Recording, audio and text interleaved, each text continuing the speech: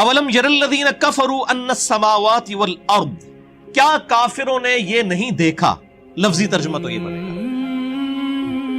با محاورہ ترجمہ ہوگا کیا کافروں نے نہیں جانا، ان کے علم میں یہ بات نہیں آئی، ان السماوات والارض، کہ آسمانوں اور زمین، یعنی سارے آسمان اور زمین، کانتا رتقن، یہ آپس میں گندے ہوئے تھے، ملے ہوئے تھے، ففتقناہما، تو ہم نے ان کو پھاڑ کر جدا کیا۔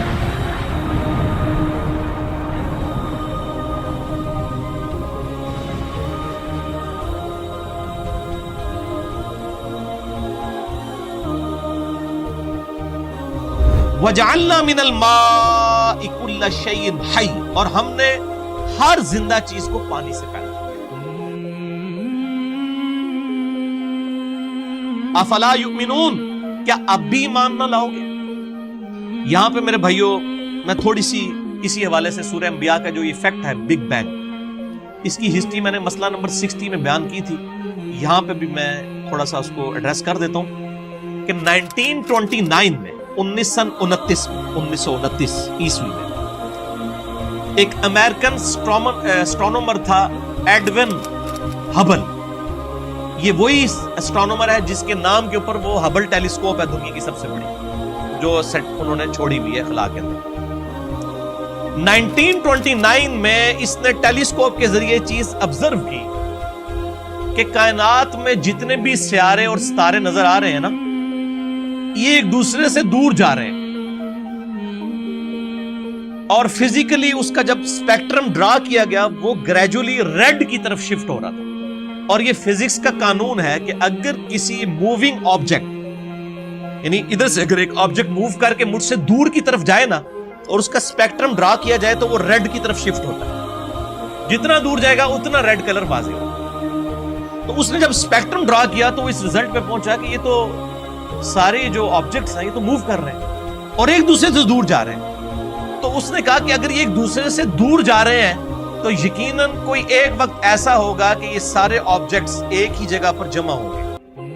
جیسے میں اپنے ہاتھ میں اگر 50-60 بنٹے پکڑ لوں شیشے کے بالز ایک جگہ اور میں ان کو یوں بکھیروں، ایک دوسرے سے دور جائیں گے نا، وہ ایک کامن پوائنٹ سے سٹارٹ ہو۔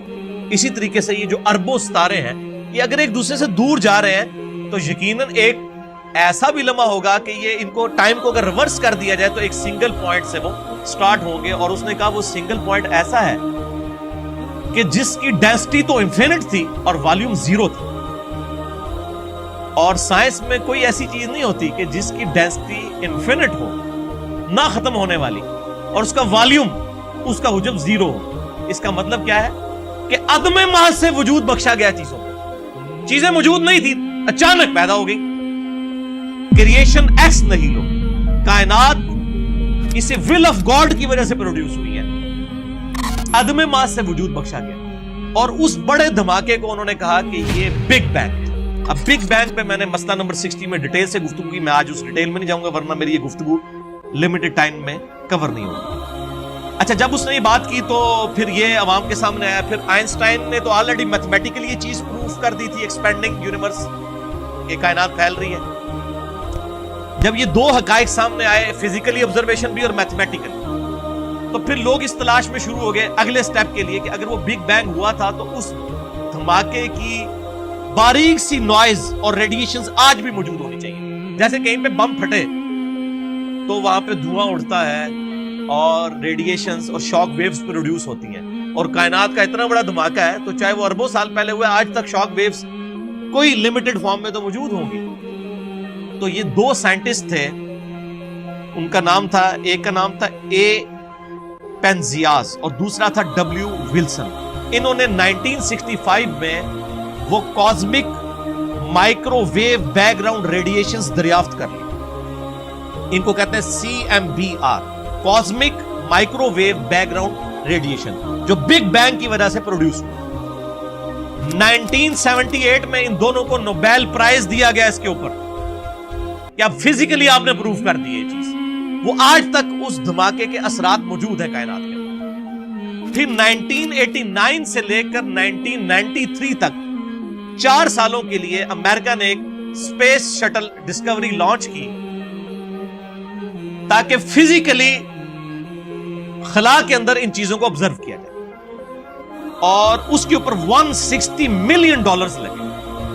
آپ جا کے ذرا گوگل پہ لکھیں CMBR، cosmic microwave background radiation, پوری آپ کو ویکیپیڈیا بتا دے گا کہ یہ کیسے کیسے پہلے ہبل نے دیکھا، اس کے بعد یہ ڈیٹیلز آئیں، اور پھر 1989 میں اسپیس شٹل لانچ کی گئی۔ $160 ملین لگا کے امریکہ نے، اور اس چیز کو اسٹیبلش کیا گیا کہ بگ بینگ جو ہے وہ ہوئی تھی۔ اور میں اکثر بولتا ہوں کہ ہر شے میں انسان کو خدا نظر آتا ہے، یہ بھی لٹریچر کا جملہ ہے، یہ نہ کوئی پکڑ لے کے جی خدا تو ہمیں نظر نہیں آ رہا، یہ لٹریچر کا جملہ ہے، یعنی کریٹر اپنی کریشن کی خوبصورتی سے پہچانا جاتا ہے۔ تو سائنٹسٹ نے انسانی تاریخ کی سب سے بڑی دریافت ڈسکوری قرار دیا تھا بگ بینگ تھیوری کے اسٹیبلش ہونے کو۔ بگ بینگ آج کی ڈیٹ میں تھیوری نہیں ہے، یہ ایک سائنٹیفک فیکٹ ہے، اور ان کا ہم نے ہینڈ رائٹنگ آف گاڈ دیکھ لی ہے۔ اس کی وجہ سے میتھمیٹکس کو کہا جاتا ہے نا کہ ہینڈ رائٹنگ آف گاڈ کسی نے دیکھنی ہے، خدا کی ہینڈ رائٹنگ، تو وہ سائنٹسٹ کہتے ہیں وہ میتھمیٹکس ہے۔